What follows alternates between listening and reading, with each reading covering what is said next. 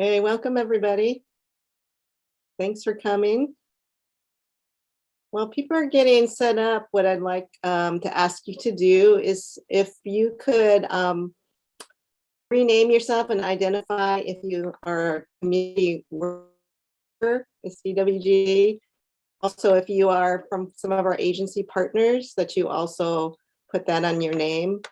So those of you have done this before, but I'm going to remind you. So go to your picture, put your mouse over that, and you'll see a square with 3 white dots, a blue square. If you click on that, you'll go have a drop-down menu, and the second to the bottom, it says rename. So if you click on that, it'll show your name. And if you could put your full name, first and last name, if possible. If you want to put your pronouns, that would be great. And then if you are a community working group, you could put CWG. If you're an agency partner, please put which agency you're representing. Really appreciate that. If you're having some trouble doing that, send us a chat and we'll get you started, or unmute yourself.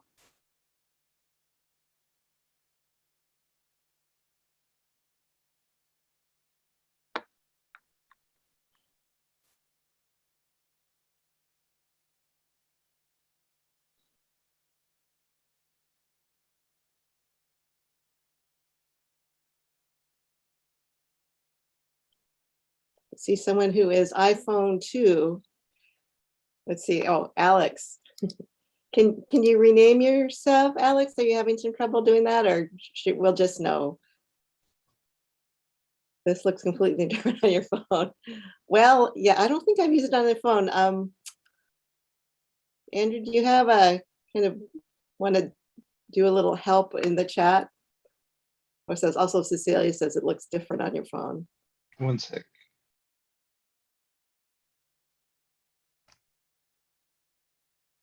Let's see, we've got.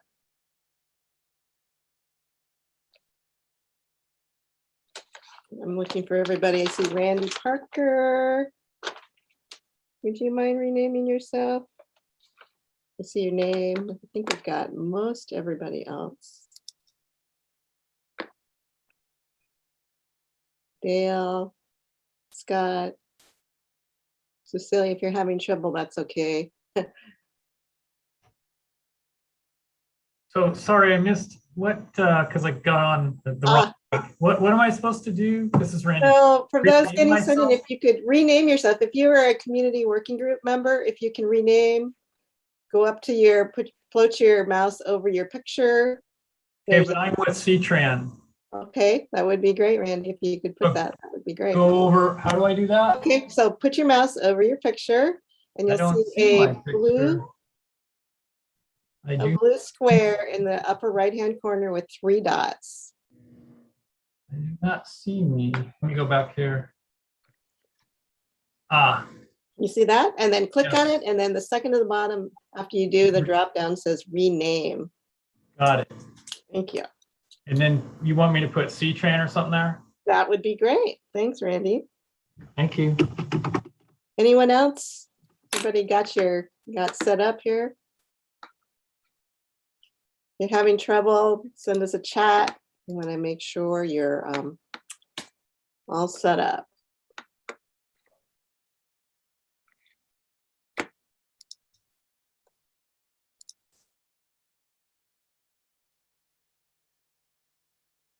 All right, I see some folks have, we will just try to remember who you are.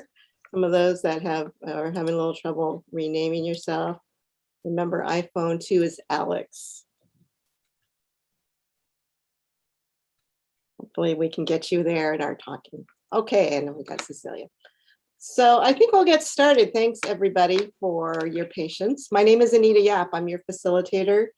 Those of you that attended the orientation, I was there for a short period of time. So welcome, Multimodal Community Working Group. This is our first of 2 meetings, and so glad that you're here, and thank you for showing up. So we're gonna just go through a little bit of introduction, a little bit of an icebreaker, and get to know you. So if we can go to the next slide. So this is in closed caption in English and Spanish. English closed caption are available within the Zoom and YouTube. Users can follow this link to view both English and Spanish captions in the separate browser window. There's a click there. Next slide.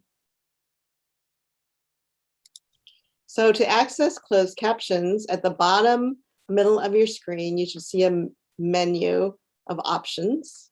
If you can't see the menu, hover your mouse over the bottom middle of the screen and then click on the CC icon as shown in the slide, and a separate window will appear and the captions will appear. It's really kind of a fun thing if you haven't tried it.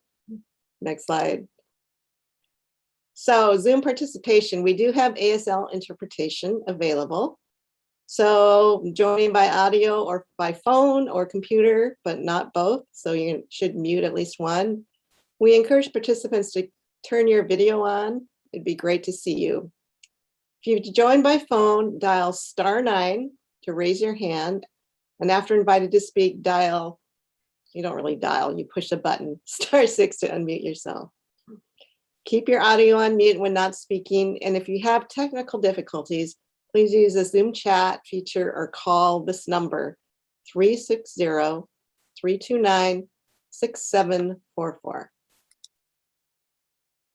All right, next slide. I'd like to introduce Greg Johnson, who is our program administrator. Take it away, Greg. Good afternoon, everybody. It is my pleasure to give some welcoming remarks to this group of folks. The purpose of this meeting, and you will hear more about it, we want to hear from you about your expectations, your experience in commuting across through this corridor. It is important that we understand the challenges so we can make things better. If you choose to drive, if you choose to walk, ride, or take transit across this bridge. So this is, it's important for us to hear your voice in this conversation. So I want to thank you for giving of your time and efforts. And please don't hold back. Tell our team what you think, the good, the bad, and the ugly. We need to hear it so we can fashion a great solution for you going into the future. So with that, I am going to drop off and let you guys get to work. Thank you so much, Greg. It's really great to see you. Thanks for coming. So I'm going to go over the agenda real quick. We're going to have introductions and icebreaker, overview of previous planning, what's changed, existing conditions. Then we're going to have a fun exercise for an interactive session in breakout groups. And then report back, and then a review of the next meeting. Also note, we're going to have a 15-minute break, because this is a long meeting, 4:30 to 7 is a long break. So, long time. So we'll have a 15-minute break. So our goals for today are to understand group roles, commitments, and values, share your input and feedback. And we're going to provide areas on ways to stay connected and engage with the program. And then during our next meeting, which is on November 16th, we're going to be discussing transit, highway access capacity, and current design options. So that'll be really great. So stay tuned for that. Next slide. Here's some meeting agreements that I'd like to share with you. Now, this is a big group, so we really want to make sure that we can give each other space to talk. So put relationships first. Keep focused on our common goal. Notice power dynamics in the room. Create space for multiple truths and norms. Be kind and brave. Practice examining racially biased systems and processes, and look for learning. Next slide. So what we'd like to do is take a moment for all participants to introduce yourselves to the group. I'd like to start with the community working group folks first, and also our community advisory group folks are as liaisons to also introduce yourself. So if you can state your name and if you're representing a particular organization or working group, your affiliation with that group. And also I'd like to say where you live, that would be helpful. And then what we'd like is one word that describes your hope for the IBR program. So what is your hope for the Interstate Bridge replacement? Note that Jennifer on our team will be capturing the words in a word cloud to share afterwards, after everyone's introduced themselves. And then we will start up. So before we start, I'd like, well, I think I'll wait for the group. I'm Anita, I'm your facilitator, and we'll introduce our technical leads in a minute, but I really want to focus on you all first. So what I'd like to do, again, name, affiliation, and one word. So Jennifer, maybe you can drop that in the chat. And what I'd really like is to, if we could, is put everybody on screen so we can see each other. That would be really helpful. And what I'm going to do, because it's a large group, that's why I've asked you also to say who you are so I can call them community working group folks and then agency staff. So I'm going to go around on my screen as I see you and call on you. I hope that's okay. So, well, I will see, the first person I see is Sr500.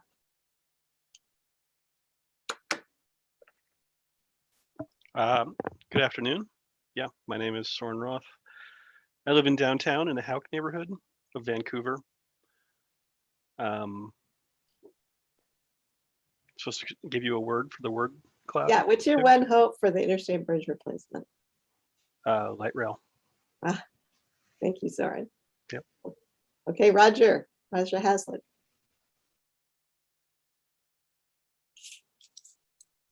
Okay, there we go.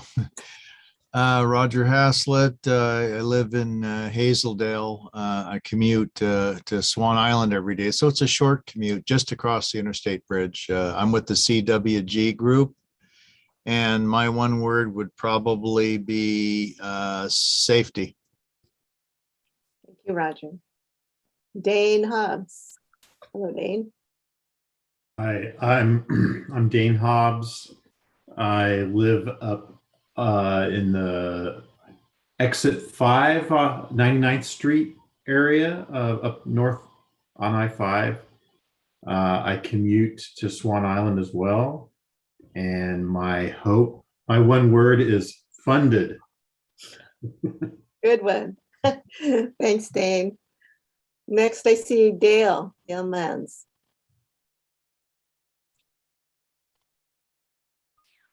Hello, I'm Dale Mans. I live in Florida. I've moved to this area in 1995 and found myself commuting this bridge just about every day since. The opportunities for employment are good on this side of the river. And the one descriptor that I thought of thinking of this committee was, again, number one, safety. Thanks, Dan. All right, Peter Bryant.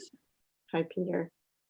Hi, my name is Peter Bryant. I'm on the community working group, and I also live in the Hauk neighborhood in downtown Vancouver. And I think I'm gonna go with light rail as well, but it's definitely hard to pick just one word.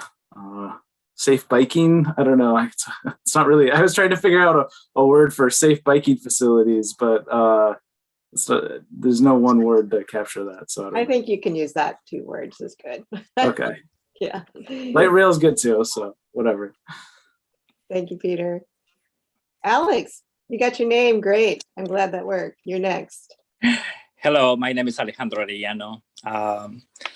I've been living in Vancouver and also in Portland for the last 25 years. I moved from Mexico City back here, and I've been working both sides of the river and living also. So my word for this project, and I hope that I can choose 2, is safety and transportation, but light rail. So safety and light rail. Thank you, Alejandro. Oh, those are good ones.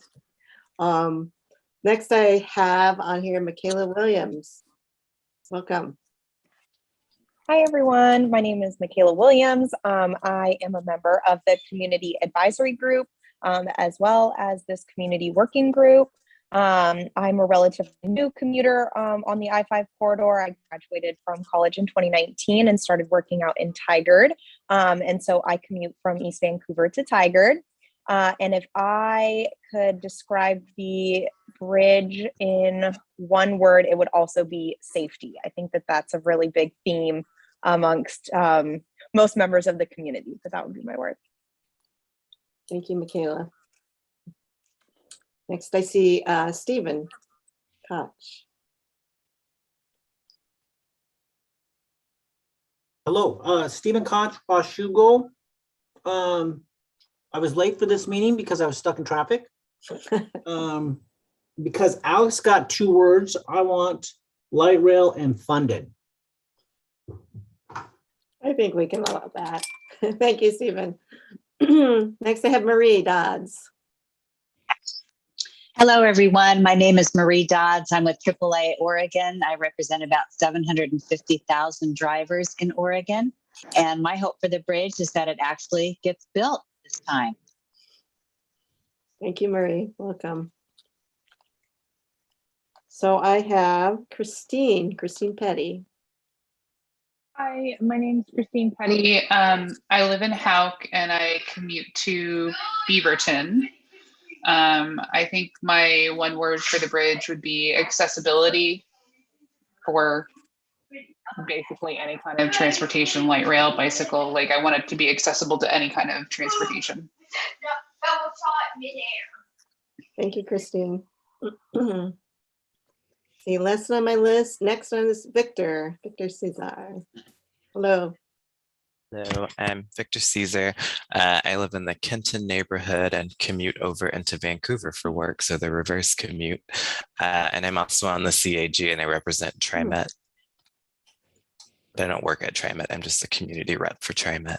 And if I had one word, it would be options. So just providing more options to get across the river. Thank you, Victor. I have Henry Miller. Hello, Henry Miller from the Street Dress, which is based in downtown Portland. I live in downtown Portland, but I have a lot of family on the Vancouver side, and I have commuted to Vancouver in the past using Amtrak, which I think was, no one was expecting that when I told them that I commuted by Amtrak. I think my one word would have to be multimodal. Thank you, Henry. Let's see, next on my screen is Cecilia. Okay, I think I'm unmuted now. You are. I'm Cecilia. I live in Vancouver in downtown Oneida Park, and I commute to downtown Portland, although not so much now because of COVID. I'm doing a lot of work from home. My one word, because I'm originally from Los Angeles, of course, my one word is decongestion. Traffic decongestion, I guess that's 2 words. That's great. Thank you, Cecilia. Alrighty. Yeah, so next is Susan. Welcome. I'm glad you could make it. I see you were on a flight that was delayed. I'm glad you made it. So Susan, Hi, thanks. I'm Susan Pitchford. I live in Vancouver, Washington, up in the Salmon Creek area, which is where I-5 and 205 join together. I'm on the Multimodal Transportation Committee. And my one word would be connection. I think there's a lot of people who find traveling between Vancouver and Portland such a burden that they just feel disconnected from each other. And Vancouver is the closest city to Portland. We're literally, you can see us from your front porch. Yet it sometimes feels like 2 very different places because it's such a gulf in between us and it's so burdensome to try and get back and forth. Thank you, Susan. So next I'd like real quickly to have our agency partners introduce themselves, and then we'll do a quick team introduction as well. So if we could start with, we have folks from TriMet, if you could introduce yourselves, just your name and your agency. I'll start. I'm Jennifer Kuzer, TriMet Community Affairs Manager.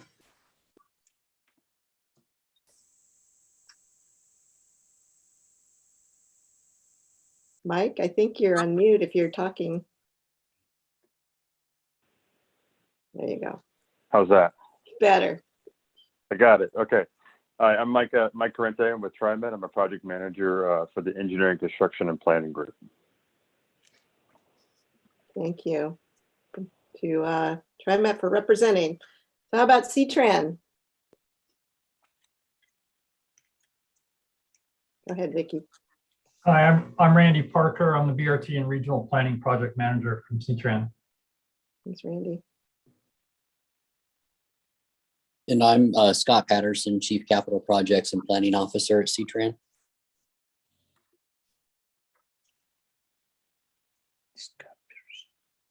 Let's see. City of Vancouver. Hi, Catherine Kelly with City of Vancouver. I'm Senior Policy Advisor. Thank you, Catherine. Do we have anyone else? I know we have Vicki, but she's part of our team this evening. Looks like we're good, right? Okay. So I'd like to introduce our IBR Interstate Bridge team. Besides me as the facilitator, we have with us tonight that are going to be working with us is, why don't you go, Ryan?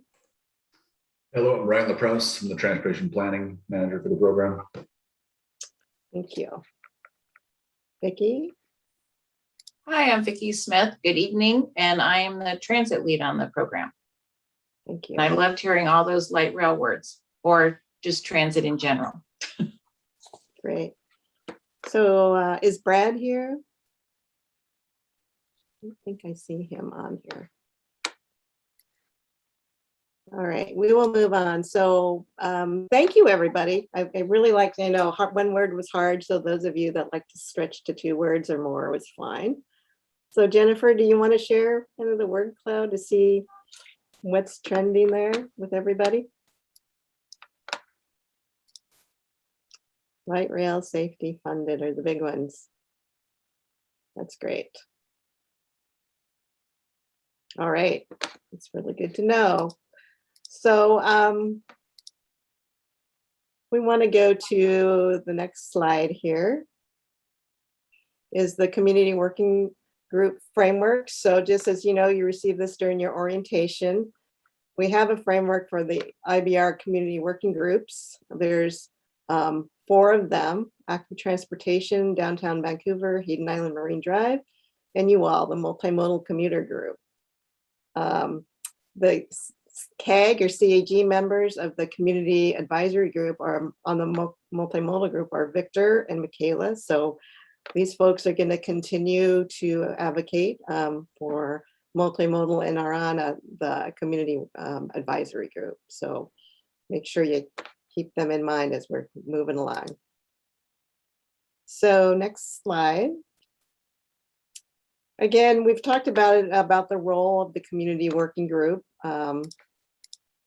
It receives feedback from, the program receives feedback in a variety of ways, which is surveys, listening sessions, direct email comments, community presentations, and the like. The use of the CWGs is one method the program is utilizing to solicit meaningful feedback from community members. Community feedback, including yours, is presented to advisory groups, program partners, and legislators. This feedback is used to inform stakeholders and help decision makers reach consensus. We don't expect you to be design experts, and we are interested in your commuting experience crossing the Interstate Bridge, so your participation is really, really valuable. Okay, next slide. Here's a quick program timeline. We're going to have one more meeting with you all before the end of the year. We said in November. So we also recognize the good work that has been created in the previous planning through the CRC, the Columbia River Crossing. And we want to utilize past work that still meets our purpose and need and analyze what has been changed and update design options accordingly. Community engagement is critical throughout the entire process. Later this fall, we will be conducting a broader community engagement effort seeking feedback on potential design concepts. Methods include online open house, community briefings, and public surveys.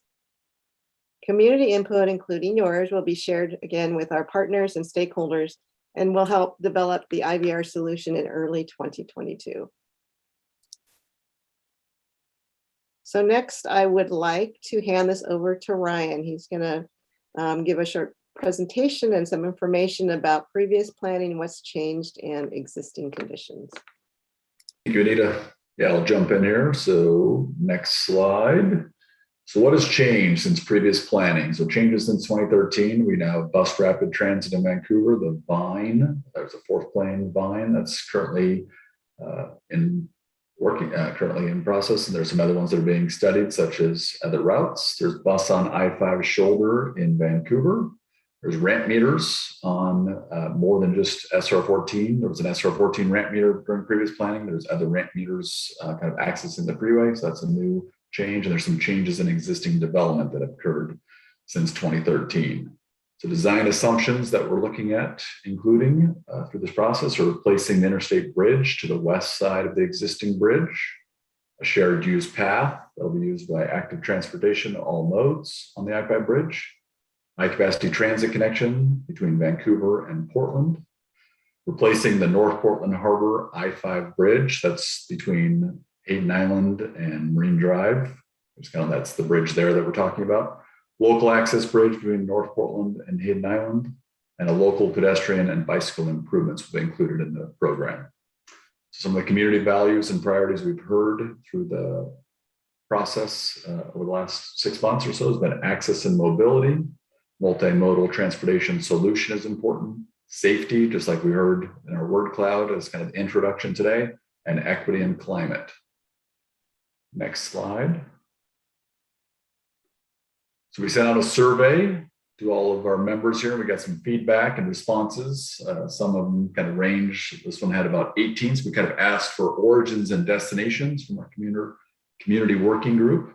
You can see the majority of our commuting patterns are heading southbound. You kind of see the origins or the blue dots kind of on the dark blue, and then the destination are the kind of turquoise light blue dots. So the majority of them are in the Portland area. There is one reverse commute, as we kind of were explained there. Somebody's coming from Kenton to Vancouver, which is good. This is a good match of our representation that I'll show in a little bit of the transportation data when I get into that. On average, pre-COVID, how long did it take? So we kind of asked all of our members here how long it took them. It took about 40 minutes roughly to kind of get to work on their commute. And on their way home, it took about 60 minutes to get home was kind of the average results of the group, which is a good representation. When I get into the data a little later, I'm going to show you that as well. And you kind of see the peak kind of period and how it kind of stretches out a little bit more in the PM peak. The PM peak is typically the longer commute period, more challenging. There's more than just commuting. There's also work, home. You've got school trips. You've got sports trips. Those usually kind of occur during the evenings a little bit more than during the morning commute. So it makes sense that that's a little longer time period on average. Next slide. Real quick, I'll explain. Let's go back one quick. So it's kind of showing we've got some downtown Vancouver to kind of Swan Island. We heard Portland downtown. There's also some longer trips, as you're saying, kind of some of those origins from out in the center, out in Washougal, kind of east Clark County, kind of heading down again to the downtown Portland, west side, out to Beaverton. We heard a little bit, kind of a response. Also got some heading down near Wilsonville. So kind of seeing a good cross section of a representation here. So we feel pretty happy that we're getting a good representation of members here that match pretty well with our patterns that we have in the region that are using this I-5 bridge. Next slide. This kind of asked a question of what is your typical mode that you use, mode of choice. So there's single occupant vehicle, carpool, vanpool.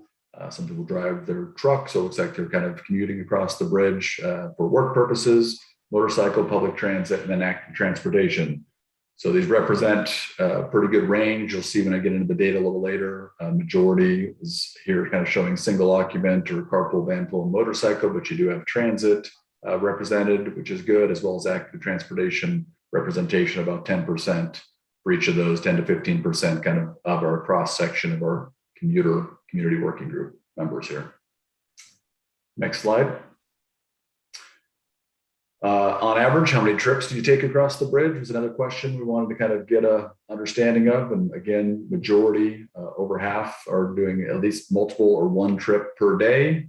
Those first two columns there, we then have some that are 3 to 4 times a week, and then down to all the way to occasional. But a good, again, we've got some people who use it every day, and we've got some people who use it a little less often, but also very important to understand those commuting patterns. And maybe they change their time of day.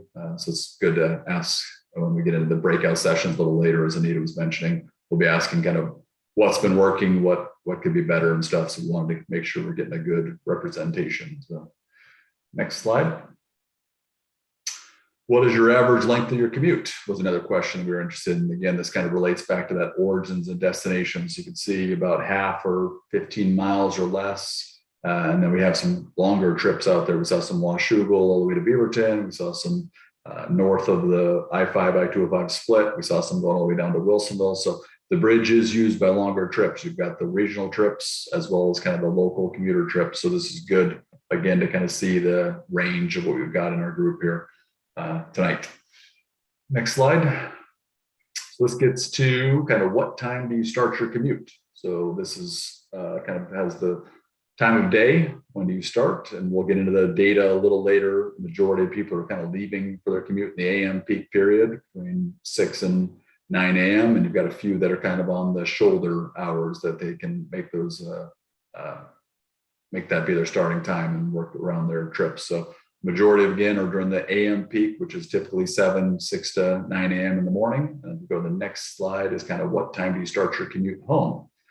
Again, a good representation. You see the 4 to 5 p.m. So roughly 3 to 6 p.m. is kind of your PM peak. We see some people trying to beat that peak home. So maybe they're starting a little earlier on their commute to work so they can leave home, head home a little earlier. And you got some people that are waiting outside the peak, letting kind of congestion die down a little bit because it is problematic. So starting their commute home a little later as well. So this is kind of our survey, I think, right, Jennifer? Was that it? Survey. Yes, perfect. So next I'm going to share some transportation data. Let's see if I can remind myself how to share with this program. Share screen. There it is. Thank you. Remind myself. Ryan, before you get started, are there any questions from folks on the community working group? Thanks for filling out that survey. Does that sound about right for you all? Any questions or comments?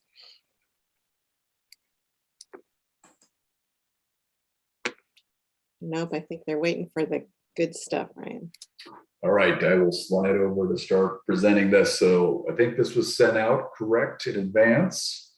So I'm going to go through this relatively quickly, but stop me if you got questions. I think somebody can help me. I will try to look over. I'm going to present on one screen and look back at this screen. So if I miss anything, Jennifer or Anita, please jump in and I'll stop and ask questions. So we sent this out in advance. This is kind of our existing transportation data. We kind of got a summary of a bunch of information that we collect, typical for transportation projects, to help kind of set the baseline. So again, we have a little introduction. We get into daily volumes, congestion, and travel time information. We have a safety section. We have bridge lift information. We have a current bridge lift on the I-5 bridge. We have freight data, we have transit data, and then we get into active transportation at the final. So hopefully everybody had a chance to kind of preview this. I will go through it somewhat fast, so stop me if you got questions. So the introduction I just covered, COVID-19 has impacted kind of traffic volumes. I know a lot of people have kind of in March 2020 kind of started working from home for a little bit. Some people kind of came back to the office. Others have continued to stay at home. So we wanted to kind of have a good baseline of information. So we're using 2019 data, kind of pre-COVID-19 pandemic, as kind of our baseline information. So a lot of the data here is from 2015 to 2019 as kind of our baseline condition. This kind of explains that in a few paragraphs for us. This is kind of a rolling PowerPoint. Next, I'm gonna get into daily volumes. So if anybody kind of went through this in advance, you can kind of click on these links at the top and it'll take you to each of those individually if you want to go, or you can kind of scroll through this rolling map.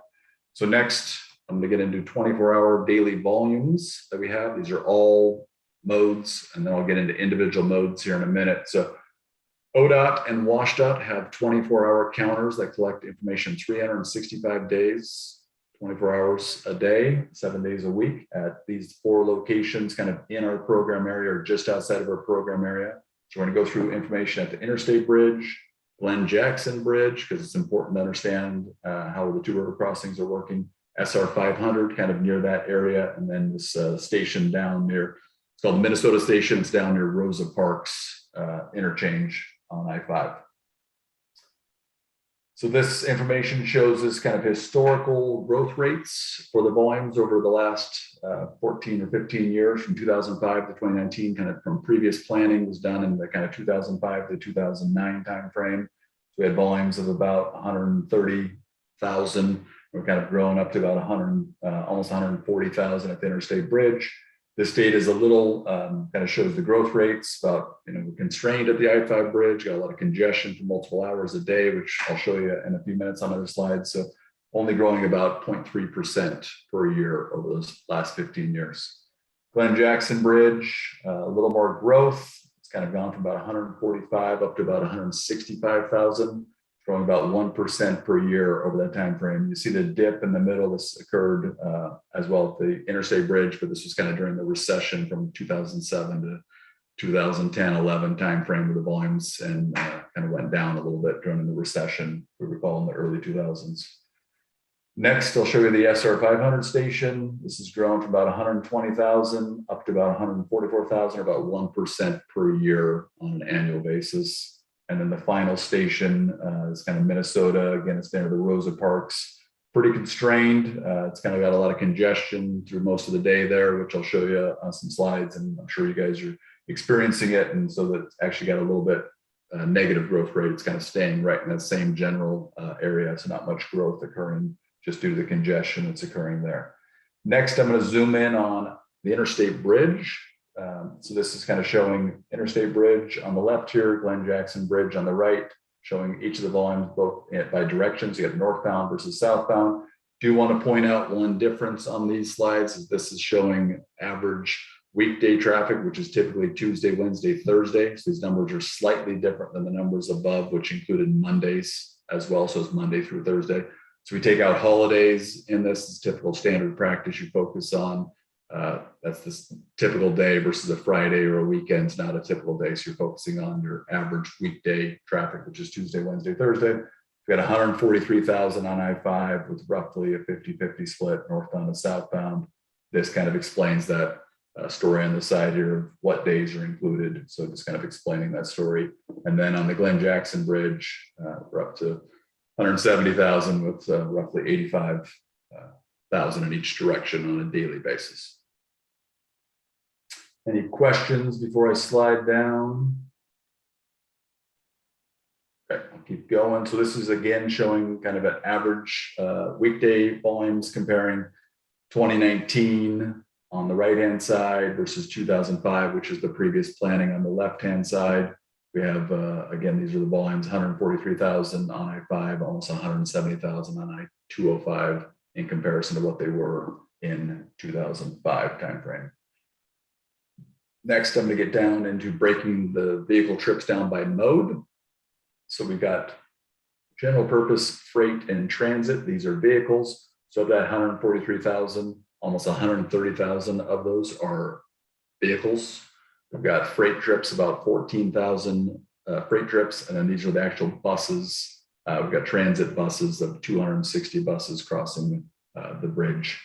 Right now, I'll get down into person trips here in a minute where we break it down by people, how many people are crossing the river, but this is vehicles here on top. Now this is breaking those down by direction, same numbers, just kind of broken down northbound and southbound, kind of explaining the difference between general purpose, freight, and then transit. We then get into weekday person trips next. I wanted to kind of slide the person trips. So we're taking those 130,000 vehicles and how many people are crossing the river on a daily basis, which is roughly 165,000. Rate's about 16,000. Here's where transit, we're getting the people, getting the transit numbers, and then our active transportation number who are crossing the river, total people number here for you.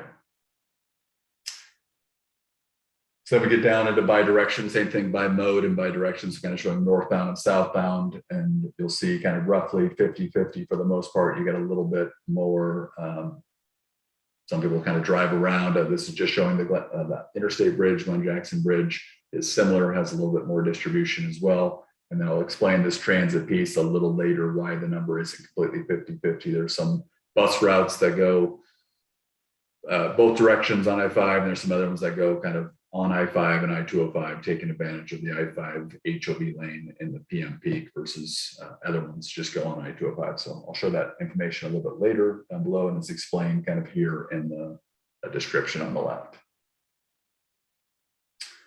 Next, I wanted to get into a profile. This is an hourly volume profile. So this is, again, kind of matching our distribution that we kind of showed earlier with our group here of when people try to head home and commute. This gets our kind of commuting pattern. So the PM peak is kind of shown over here. So this is northbound volume. You see it kind of rising up for the day and then peaking during the PM peak. You got the commuters, you've got the shoppers, you got the school trips, you got the sports trips. That's kind of what makes that the most, the highest volume during the period. This is typically what we plan for, is the AM peak and the PM peak. So in the northbound direction, the PM peak is the peak direction. And then next I'll show the southbound direction. Is again an hourly profile. Volumes are on the left, time of day. Each of these is an individual hour on the bottom. So you can see kind of grows, peaks in the AM peak. You got a really early peak southbound. This is at the Interstate Bridge. So 5 a.m., 6 to 7, 7 to 8, and then it kind of comes down and grows a little bit again during the PM peak for the reverse commute, and then goes back down. So notice how early the peak is. This matches also the commuter community working group, where people are trying to beat the peak a little bit. Of note, the southbound AM peak for Vancouver is a little earlier than it is for Portland. So Portland residents kind of hit the I-5 a little later in the day. They hit a 7 to 8:30 peak versus the PM peak. It's kind of everybody's trying to beat the peak a little bit, or it's that 4 to 6 p.m. time frame. So, any questions on volumes before I slide into congestion and travel times? Can I ask a question? Absolutely. And it may be stupid. So I know this isn't like a closed system, but it seems like we have more vehicles going into Oregon that return. Where are they leaking out to? Are they tourists, or how come where do they go? I'm glad you caught that. It's not a stupid question. It's mostly 50-50. There are a few people, so it is a through trip. So it is a little bit of a regional. I-5 goes, Canada to Mexico, has a little bit of that, is influencing it every day. Otherwise, it is mostly a closed system. I agree. It should be 50-50. Mostly commuters come from Vancouver in the morning, go to Portland, go back home in the evening. You do have a few through trips that are coming through that's kind of knocking that balance off. And again, this is averaging over a year, so it's kind of skewing the numbers just a little bit, but it's roughly a 50-50 split, northbound and southbound. So great question. And then one last question. Yep. I think it may have been a fever dream, but at one point I thought there was an HOV lane that went southbound on I-5. You remember way back in the history, there was one. I want to say it was maybe somebody at C-Tran can jump in. I feel like it was in the early 2000s, 2003 to 6 timeframe, maybe. And the reason I bring it up is because you showed us the graph where going northbound, it seems like there's a gradual, people coming into Oregon. Going back, but coming from Washington to Oregon, it seems like we have such a large leap. It hits really hard. It's like I'm kind of wondering why the HOV lane must have, I assume it was a failure. And that was my last question. It's a good question. I don't know if Casey, I don't know if it was a failure. I think there was issues with the HOV lane. I don't think it'd be from RTC's here. RTC was kind of, I think, in charge of that project with WashDOT. It lasted for a few years. I think it helped get you to the queue. The problem is the HOV lane was very short. similar. It's even shorter than the northbound one. So it kind of got you to the bridge. It couldn't go across the bridge. It didn't go further south, but there is a kind of a peak 2 hours, which is what you're getting at. There was kind of a peaking characteristics. I think the HOV lane had lots of other concerns and considerations. So I'm not exactly sure of the full reason it was removed, but it was also a pilot program at the time. So I think it was a testing case. So I think it just didn't pass the test, is what I would say is for that southbound one. The northbound one was also a pilot program with ODOT. It did pass the test, I guess, after a few years, and has been in permanent for 10 plus years. I'm probably 15 plus years now. So okay, thank you. Yep.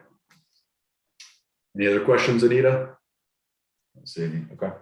I will go down to congestion and travel time next. So Yeah, I don't see any. You Okay, know, if perfect. you do, it's kind of hard to see everybody on the screen. So I would say, just like Stephen did, just unmute yourself and let us know if you have a question. Perfect. I will go next to congestion. So this map, I will zoom in on first. I was going to explain what kind of it's showing first, and then I'll click on it and it actually zooms out. Sorry, not zoom in, it zooms out. So I'll explain everything. So what we're showing here is kind of showing existing bottlenecks in our 5 mile project area, which goes from SR500 down to kind of Denver Victory interchange. And we'll show you kind of if there's a bottleneck, we'll have a call out here kind of saying what a bottleneck is. So it's less than 35 miles an hour. We'll put a clock kind of showing like what is the extent of the bottleneck. And then it has a little clock on it kind of showing how long that bottleneck exists today on average conditions, and not crashes or other days like that, but on average conditions. So we've got 2 bottlenecks in each direction. I'll zoom out and then I'll zoom back in for everybody. So we've got 2 bottlenecks in the northbound direction. We got one at the Interstate Bridge, and it backs up for miles, which you guys are all aware of, I'm sure. So it goes from the bridge all the way beyond our study area, down past the city of Portland, and combines in with multiple other bottlenecks. We also have a bottleneck up at Mill Plain to SR500, which is a shorter one. It only lasts about an hour and a half. Our one at the bridge is lasting almost 7 hours today. It starts at about 12:30 and lasts till 7:30. And then in the southbound direction, we also have 2 bottlenecks. We have a bottleneck at the bridge. It goes from the bridge up to almost the main street and ramps. And then we have one that's south of the project area that backs up into our project area. So the one at the bridge lasts about 3 hours in the morning from about 5:30 a.m. to about 8:30 a.m. And then it combines in with the one south of the project area that kind of starts backing up into it. I'm sure you guys all experience this and understand this very well. It's about an hour and almost 2 hours today, from about 6:15 to 8, can last a little longer depending on the day, but that's kind of the average condition. So that's kind of showing our current bottlenecks. We're going to predict and do some bunch of modeling for the future conditions, and we'll be looking at this is kind of a performance metric that we'll be summarizing. So next I wanted to show average speeds and travel times in our program area. Hi, I had a quick question. Sorry to interrupt. That's quite all right. Sorry, I meant to stop and you saved me. So this is Susan Pitchford, Multimodal Transportation. Was there any look at the bottlenecks that occur on the attempts to get away from I-5 to 205, for example, on Airport Road, Columbia Avenue, or I-84, particularly where I-84 turns into one lane to go underneath I-205 and then get up onto I-205? So this analysis, while I'm showing a 5 mile study area, we're doing a transportation model and analysis that goes all the way from the I-5, I-205 split, kind of up near Salmon Creek, all the way down to the I-84, I-5 split in Portland. So we'll have that information in there. We'll be studying kind of how it impacts freeway, but we're mostly focusing this is on freeway operations. We're also doing, Susan, some intersection operations analysis as part of this. We'll be looking at parallel arterials such as Main Street in Vancouver and MLK, Greeley, those types of parallel arterials in Portland to kind of understand the impacts and diversion. So we'll be getting at that information through the analysis. Good question. Thank you. Yep. Any other questions on the congestion before I move into travel times? Perfect. So I will move into this. This is a little interactive map we've created that shows a 5-mile steady area with the kind of travel time and then speed. This is kind of showing speed by segment and how it green is good, red is slower speeds, and kind of will increase the travel time. So if you click on this little map, you can play and kind of watch this work its way through hour by hour through the day. We'll be updating this information, summarizing this for future scenarios, but right now you can kind of see how the AM peak starts to form, how it's forming at 5 a.m., starts getting bad. You can see it getting up to about 16 minutes to get through the steady area. Here you'll start to see the northbound PM peak start to grow here from 5 minutes up to how long it takes. Again, this is just in the steady area. We'll have other kind of metrics outside of the steady area, but right now we're just kind of showing how it's operating today in the steady area, and it gets up to about the same kind of time frame.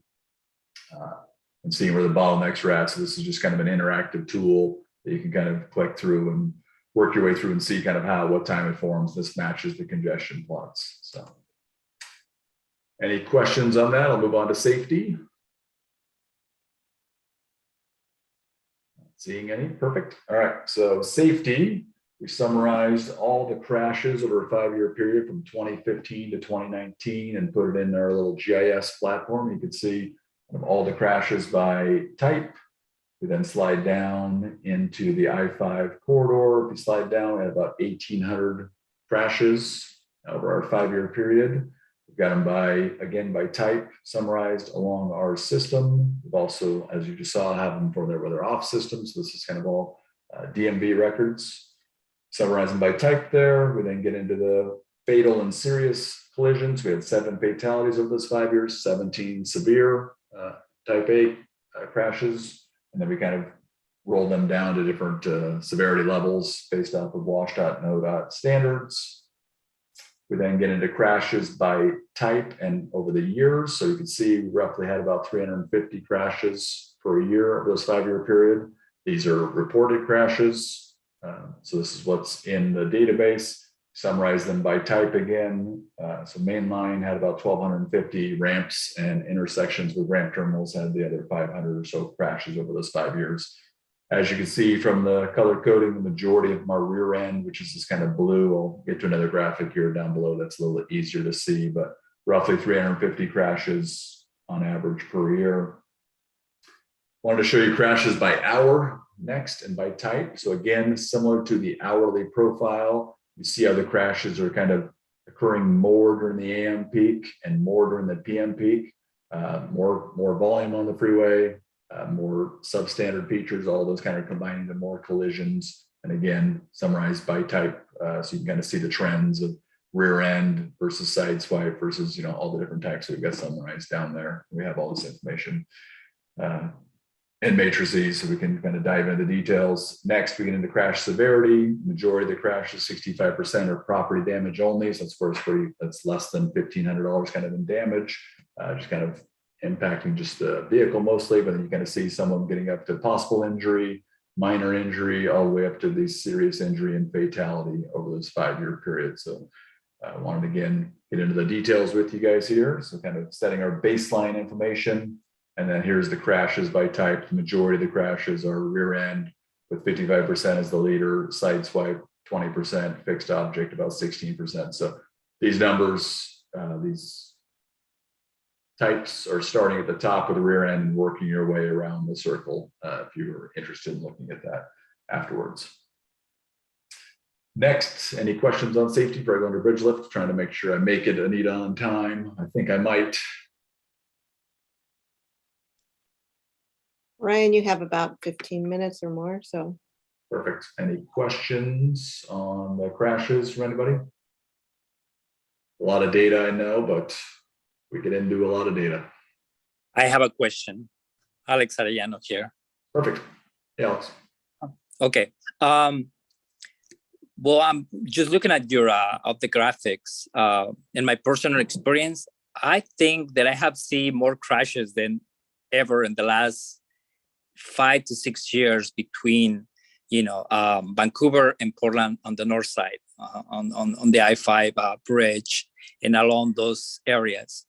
But it's also the congestion that leads to people from 205 to I-5 on Highway 14 and other connection roads. So this data that you're presenting is been updated, or this is from 2019? This is actually 5 years of data. This is 2015 all the way through 2019. So it would include your recent, experience, and so this should have those collisions. Okay. So somebody else Thank had you. a hand raised. Yep, perfect. I saw somebody else. Oh, okay. I'll keep moving down to bridge lifts. So we have a bridge that lifts in the program area, or Interstate Bridge. We've got about 260 bridge lifts this over those 5 years. We had the same 5-year period, 2015 to 2019. It impacts quite a bit of traffic, as you guys are aware, I'm sure. So this kind of shows the by type first, and you can see kind of the average. Majority of them are vessels. We do have some other types. You got some training, you got some maintenance lifts. So they're not all just boats or other reasons. There's maintenance lifts needed as well over the daily periods. We kind of get into the event. You can see the summary table over here. So roughly 60% are vessel related, almost 40% are maintenance related. Next, we get into by hour. So again, you can see kind of when the bridge lifts were, what hour did they occur. There are a few that occur during the 6 to 9 a.m. This is the peak period. They're not allowed on Monday to Fridays on non-holidays during those time periods. So that is why those 3 hours are so low, both 6 to 9 in the morning and 2:30 to 6 p.m. at night. They're not allowed typically. There are an occasional occurrence on a holiday where they're allowed, but so you can see kind of how many bridge lifts, what time are they occurring, and are they bridge lift, or were they kind of another reason for a stop, including maintenance. Next, I'm going to get into the average duration. Again, they're all roughly 10 to 14 minutes, it looks like, on average. So you can see how that kind of impacts the traffic, as you saw the traffic congestion in the other slides from before. We have the 3 hours they're not allowed. You have multiple hours of congestion with bridge lifts, with congestion of the bridge from 12:30 to 7. So you can see how that kind of impacts and adds to this issue. The average duration is about 11.5 minutes. That's it on bridge lifts. Any questions?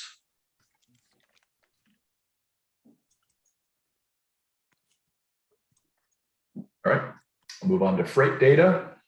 So freight's very critical in the area. So this is kind of showing general purpose volumes in the dark blue. This is the 128,000, and then the freight volume about 14,000. It's about 10%, 10 to 12% on a daily basis on I-5. So this matches the data from up above. We wanted to show kind of the freight kind of growth. So you can see while the I-5 bridge has only grown 5% in volume, freight's grown almost 30% over that 15 years of from previous planning. Important to see. Same thing with freight on the Glen Jackson Bridge. Glen Jackson Bridge volume has grown about 14% over those 15 years, while the freight has grown almost 45% over those years. Next, I want to show you the hourly profiles. Remember the hourly profile for the commuters and the auto trips earlier. This is the northbound. It was over in this time frame from 3 to 6 is where it peaked. If you look at this, freight's peaking in the middle of the day. They're trying to beat that peak, get out of there, and not be the same time the commuters. There are volumes still during commuters. You still do see freight trucks during the AM peak and the PM peak, but they're really trying to avoid that if they can. So this is showing that midday peak for northbound traffic, and then southbound traffic is similar as well. They're trying to miss the AM peak, make the majority of their deliveries during the middle of the day to be efficient and costly, and cost friendly for them. So see their peak periods here, which is important to see for you. That's it on freight. Any questions?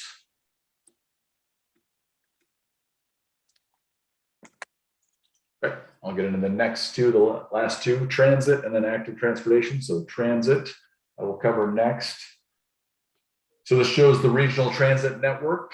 We have the existing Max line in MAX stations and yellow line kind of in this grayish color, tough to see, but kind of showing the gray color. We got the new Vine route that I was mentioning earlier, the C-Tran Vine route that comes down 4th Plane into downtown. We've got other local C-Tran routes kind of in this light blue turquoise. We got TriMet routes south of the river, and then we've also got some express routes coming from C-Tran and regional routes that come across the river. We've got transit stations and park and ride shown. So this is kind of a big picture map of the transit system. I'll slide next down to the transit routes that cross the I-5 Interstate Bridge and the I-205 Glen Jackson Bridge.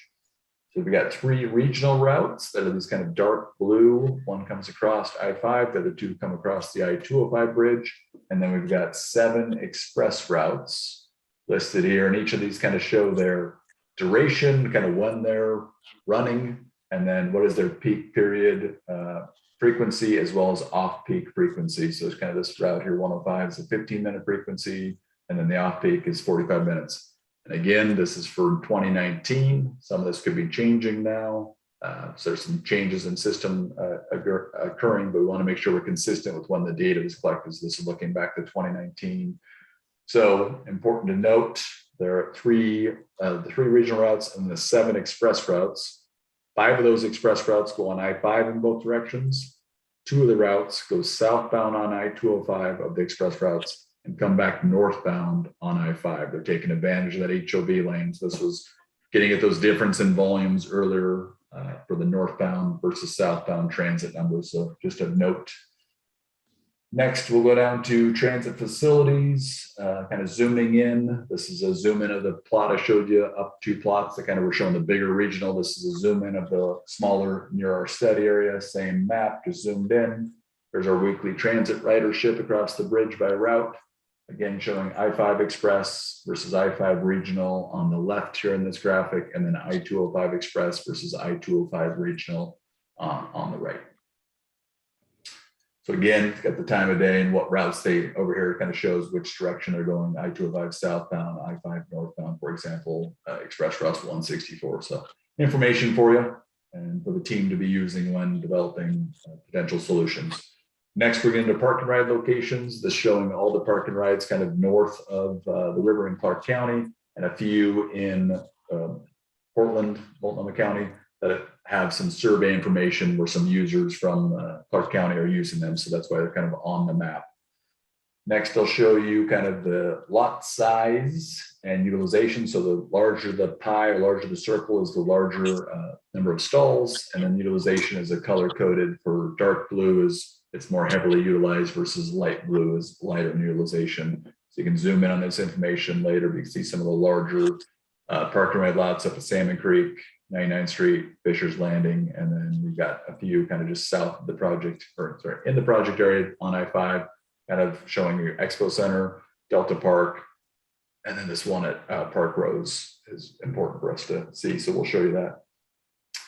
So next, we've got some information on TriMet, did some park and ride license plate surveys to kind of survey what type of users or which users are using these park and rides at the 3 locations just south of the river. And so we've got Delta Park, Vanport, Park and Ride here, where about 75% are from Washington, and you got a smaller percentage from Oregon. And then we've got a few information out on the I-205 corridor at Park Rose, Transit Park and Ride, and then Gateway. As you can see, Park Rose heavily utilized by Washington versus Gateway is mostly utilized by Portland or Oregon residents and license plates. So I think that is it for transit. Any questions on transit? Yeah, I have one, Roger Haslett here. Perfect. So the current favored plan is to extend MAX from Oregon to Washington, right? Washington is not entertaining, as far as you know, any plan to start up their own MAX line? That's a loaded question, Roger. Okay. I'm going to leave that for my transit lead here, Vicky, to jump in and answer for me. You bet. So we are actually looking at both BRT and light rail because as some of the maps show and what Ryan's presented, C-Tran has already has a BRT line up and running and have a few more planned. And so they are working with us very closely to look at both LRT and BRT connections across the river. So what makes the most sense to make that connection across the river? I see. Any other questions on transit? Okay, I'll go on to the last section here on active transportation. So we've got a map showing kind of the existing conditions. So where some trails are, where some protected bike lanes, buffered bike lanes are, or just bike lanes are kind of in the program area. So you see them different color coded across, and then some kind of that exists today. It's going to help us with the planning for the future. Next, we get into kind of volumes by direction. I will note, as noted over here before, this is data from 2005 during the CRC. We've been trying to get some more recent data, and this will be updated once we do collect some more recent data. There's been some issues with the data counters at the bridge, so it's not collecting it correctly, but we'll be getting some more data. This is consistent with some other counts that have been done recently, so pretty low volumes, unfortunately, they're kind of using, and a lot of that's due to the facilities, and I know there's a multimodal working group that's covering a lot of those issues, so we'll leave that for that. This is kind of general trend of volume, so less than 500 kind of bike, NPED, and rolling that are currently using the I-5 Interstate Bridge.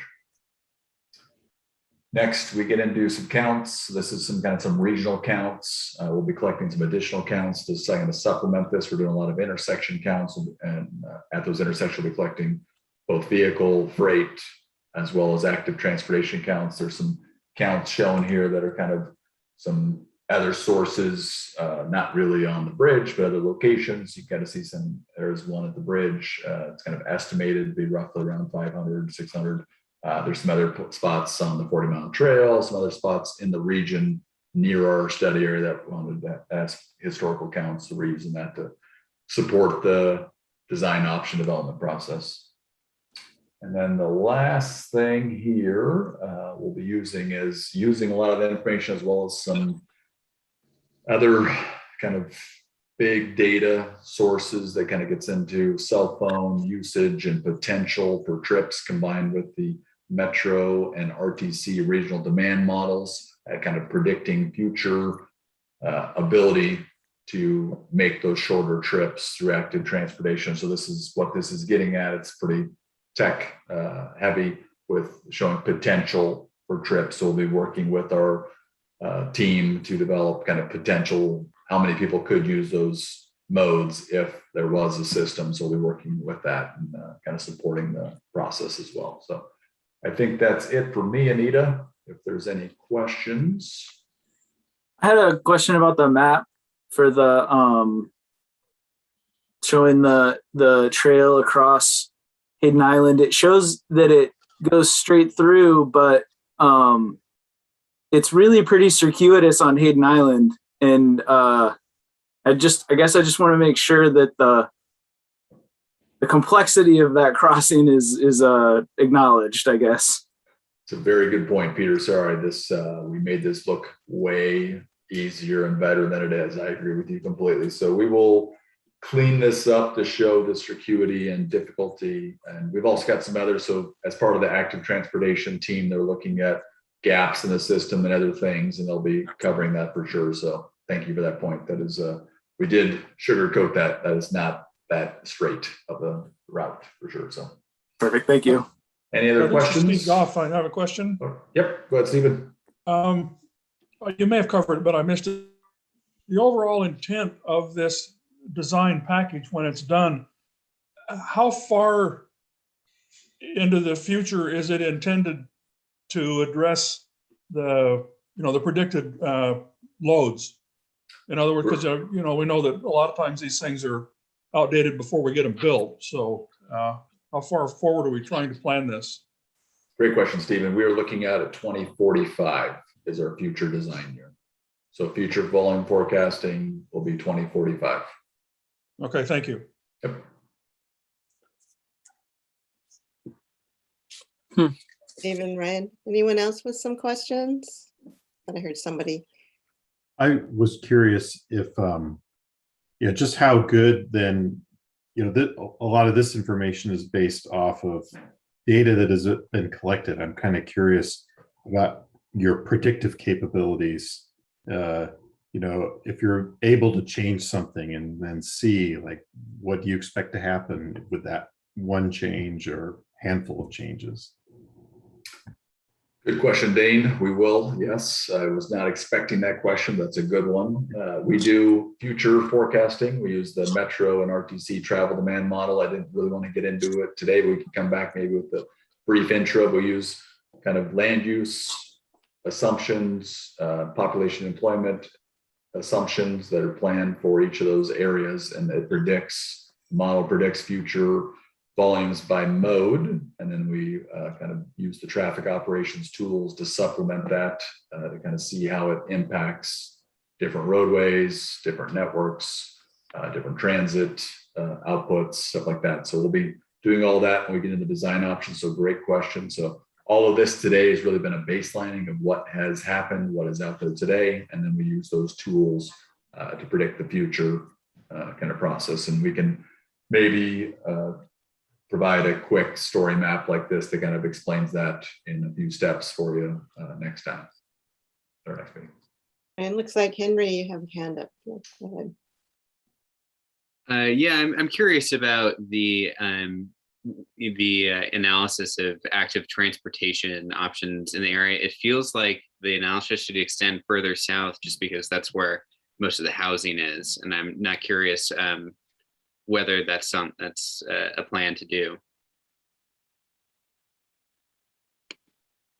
So we are working with our partners, City of Portland, TriMet, others south of the river, and looking at gaps in the system. They're looking at how they can partner with us and kind of get your exact question, Henry, because we're focused on the study area right here, but there are connections outside of the area. How do you make that a good connection all the way to downtown Portland? As we saw from the trips at the beginning of this, most of the trips are some that go to North Portland, but a lot of them are going to downtown. So how are those connections? So we're working with our partners. I don't remember if anybody from the city of Portland was here, but we're working with them to identify how the system is today, what's planned for the future. So all of this, as the other thing I should say about the 2045, we assume future planned projects that are a part of the TSB, part of the comp plan, part of the future plans that'll be assumed as part of the kind of future and how they work with our project. So good question, Henry.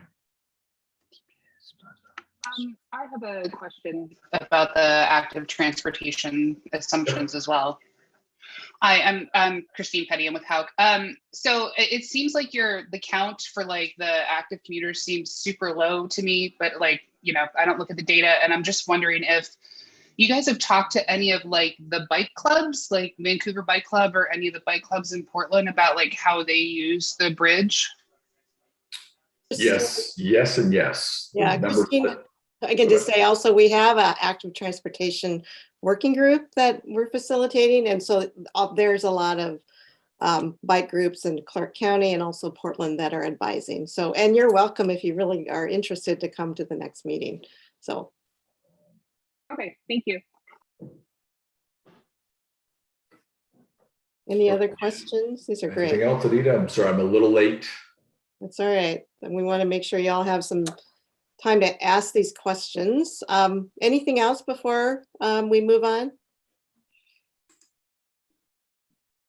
This was an awful lot of data, so I want to make sure that you may think of some other ones because there was a lot to digest. So, write those down and make sure that either if you can't ask them now, that you send them to us so we can answer them, because that's a lot of data and I really appreciate you sitting through there. But what we're going to do now is actually take a break. So thanks for sitting with us for this long. So we're going to take a 15-minute break. So what that means is I want you to take a break and come back at 6:05 p.m. And then we will move on to more of our interactive session as well. Okay, so we'll see you back at 6:05.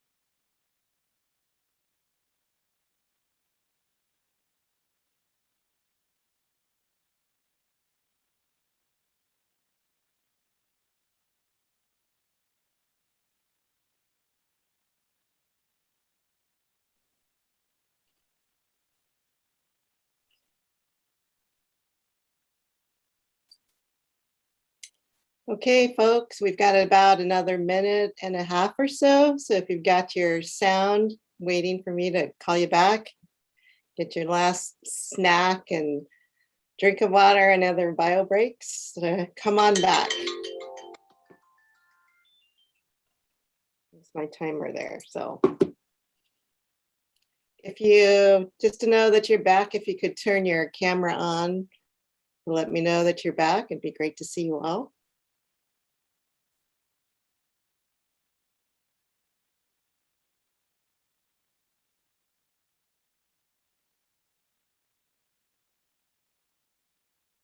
We'll give you another minute or so.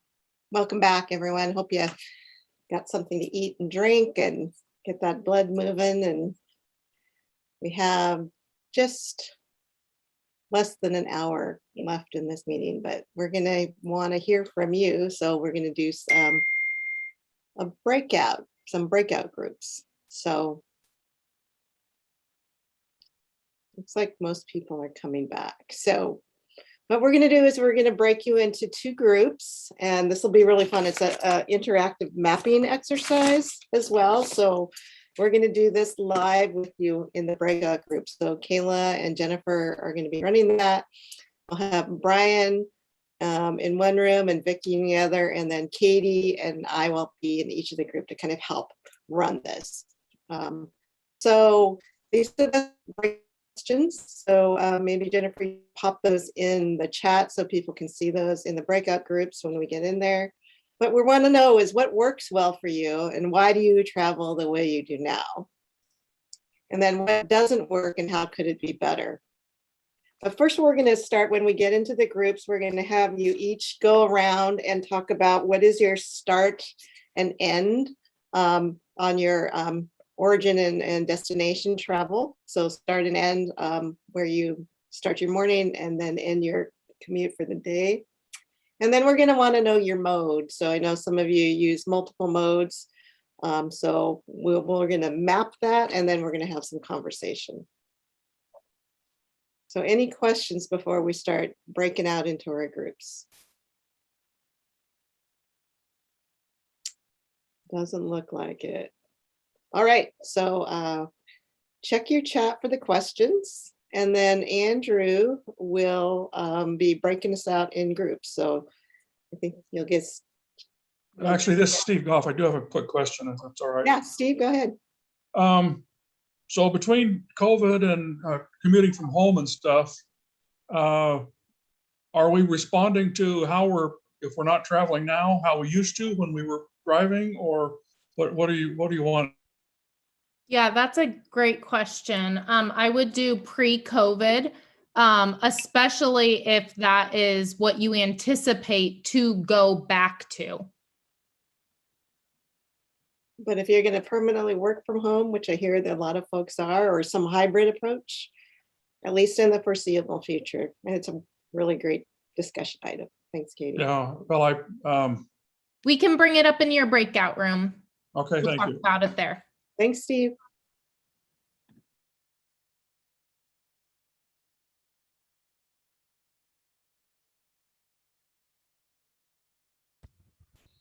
Do you know, am I popping out and then coming back in? You're saying in this main space. Okay, I got the invitation, so I wasn't sure. Thanks.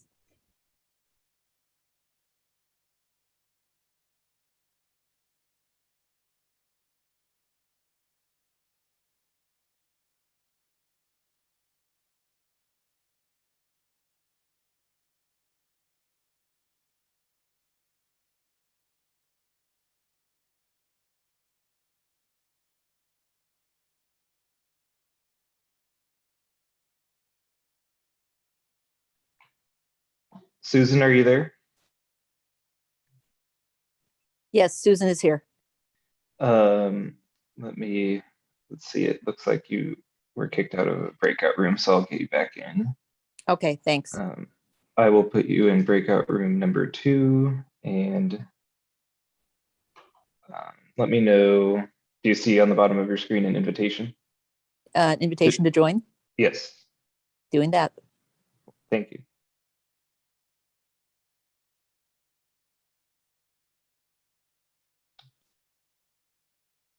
Mike, are you there?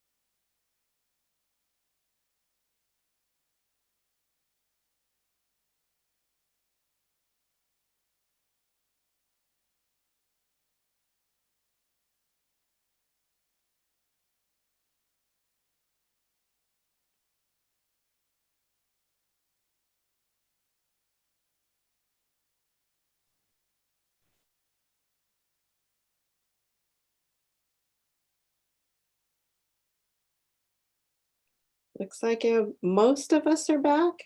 Let's see. Yep, I think we're back from our room too. Great. Well, we had a great conversation. I hope you did in your room as well. Used up all the time and some really great questions. So we have about maybe 6-7 minutes. So I'm wondering if, yeah, Jennifer's going to share the maps. Now these are combined, right, Jennifer? Correct. Right? Okay. So Katie, you and I can kind of take a look at that, but all the red dots are some issues that people have raised. And so my guess is, why don't you just scroll over those and let's just kind of pull them out. But my guess is, I mean, we heard even in our small group, right? It's the same thing. Bridge lifts are the problem, congested areas. For our group, it was kind of cool. We had one small business owner who's driving a big load. And so that's kind of a unique experience. We have a bicyclist who is talking about the difficult route that he's attempting to take. We have someone who uses a motorcycle for their commute about half of the time.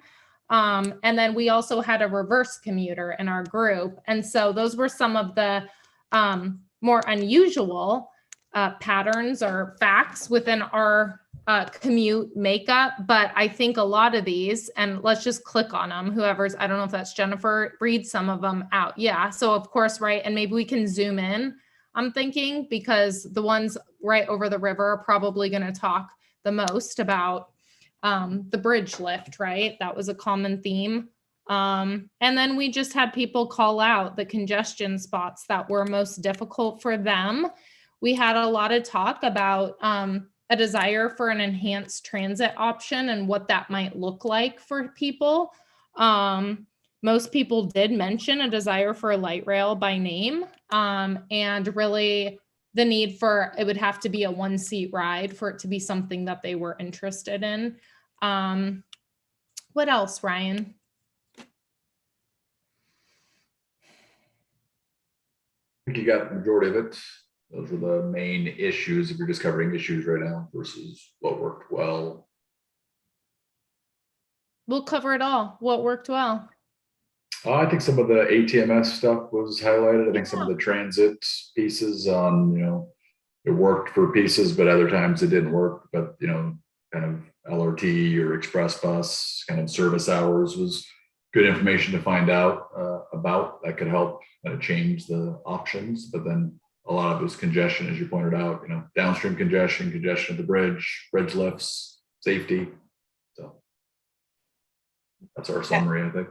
So in our group, most of the folks were auto. We do have one person who actually drove their car to the Salmon Creek and then took transit. But I think a lot of folks felt that the bus service, as far as the frequency and kind of isn't reliable enough based on the variation of their work. So different times to get back home in the afternoon or late evening just wasn't quite reliable or trying to sync up. I think we saw that the electric signage, as far as kind of on the interstate, as far as if there's accidents ahead or the time, is really helpful. And then I think a couple things had to do, there's some sight distance issues. So it has a lot to do with congestion and accidents. So people don't have time to brake. So they see a lot of accidents, both on both approaches on the bridge. And then we had a big conversation about policing and enforcement, because speeding, you know, some pretty serious accidents. I'm glad that we have some of our folks here that survived that. But I think we had a conversation is how are the police and sheriff's departments involved in this as well, on the enforcement, because I think a lot of that has to do with some of the congestion and accidents, people trying to like game the system, driving on the shoulder, you know, cutting in line and driving in single person and HOV lanes. A lot of that conversation that has been a problem, I think. Let's see. There's some discussion about freight too, as far as seeing more, depending on when it is, and issues with kind of congestion as well. Let's see. I think the folks in our group didn't really say the bridge lifts were as much of an issue with their commute. It was more during more personal travel, like, going to soccer games or going to Sunday brunch or something. So less of an issue. I think folks know when to kind of avoid the bridge during those bridge lift times. Yeah, I think, Anita, we had some people kind of doing the middle of the day commute. So it was kind of impacting them because it was right after the AM peak. It would hit them as their kind of swing shift or other shifts. So it was pretty important to a few of our members for sure. So. Yeah, and I think one of our members also said that their commute is not to Portland, but to outer areas in Portland, like to Lake Oswego and Beaverton, and those connections, even though they ride transit all the way into Portland, that the connection to places like Beaverton and to Lake Oswego are not reliable, and they don't sync up to the point where they can take transit, so they end up having to take their car. So thinking about what those connections look like as they come across the bridge. Two other things I heard, Anita, were the useful travel information signs on travel times, and also kind of how hard it is to get into the traffic on the freeway. Like the example I think given was SR14 westbound to go to I-5 southbound, and maybe the need to have its own lane as an example. Yeah, that's good. And I think the one person in our group, the intrepid transit rider, said that when they're commuting from Washington to Oregon, that their bus drivers are really good. They're good at like skirting traffic and know how to really get around some of these bottlenecks. So they gave a lot of kudos to their bus drivers as part of that. Did I miss anything? Anyone else? Yeah, I was going to open up to the group. We had a little bit of technological trouble on our end, so I want to make sure the people in my group especially have a moment to kind of correct anything or make a point of what you would have wanted to make sure we documented correctly. I thought it was a cool exercise, and it's kind of neat to have both of the inputs overlaid with each other to see how that lines up. It'll be good. I think it was also a good cross section too, Katie. We got good SOV, transit, bike ped comments. It was nice to get the whole freight comments. It was nice to hear all the modes and what's critical to each of them. So it was nice.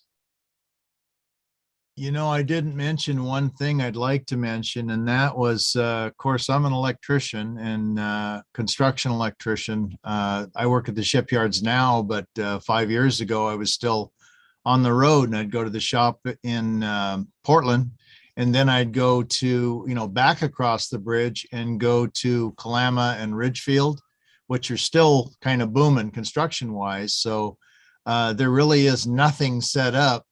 So you have all these construction workers in the morning. Some are lucky enough to go to the site, but some have to go to the shop to pick up materials. And that's a huge demographic that you're unaware of. Maybe not unaware of, but I did it. I'm glad that I'm too old for that game and found one place to go to work every day, but it was considerable. Interesting. Thank you, Roger. Anyone else want to share anything before we kind of start wrapping up? We just have a few minutes.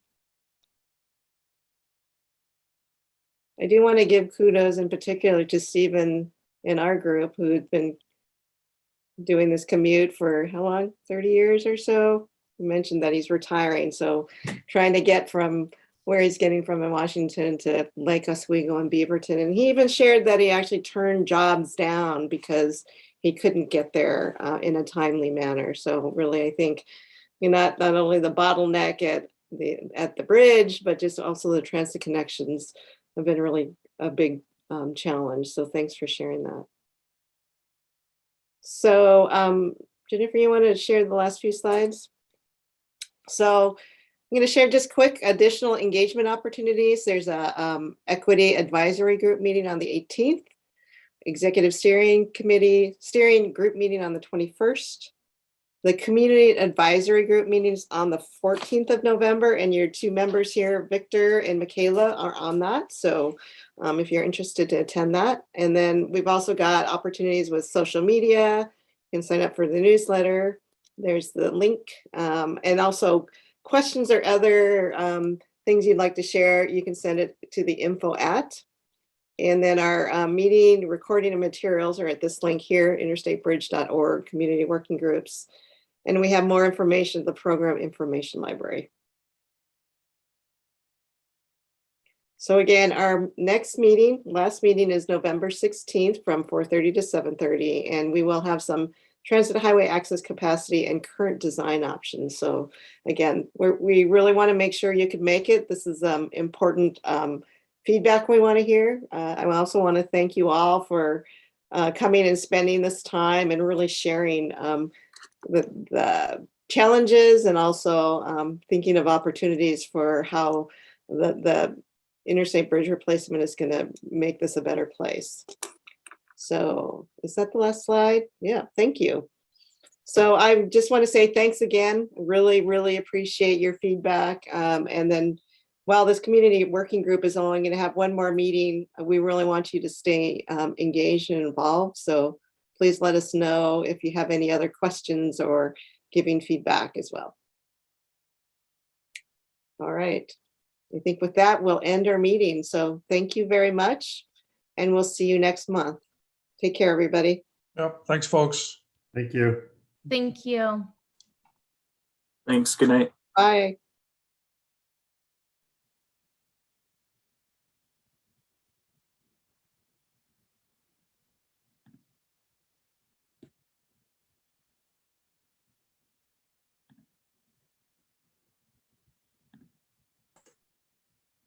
Are we